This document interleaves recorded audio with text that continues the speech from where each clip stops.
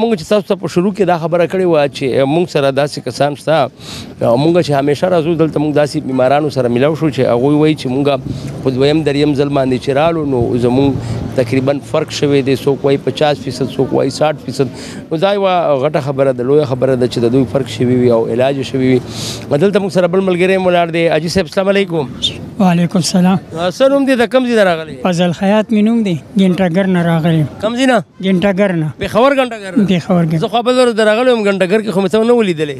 ما په ټي وي کې لیدلی وي ستا دا پروګرام مې واورېده بس را روان شو. دا دویم پروګرام ما واورېده نو بس. دا د ړومبی ځل دی چې دلته راغلی؟ او ړومبی ځل دی.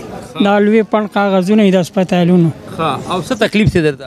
دا زما تش امتیاز ځای کې رسولی وي هغه 2 اپریشنه مې وکړه خو زما هېڅ مسله حل نه شوه.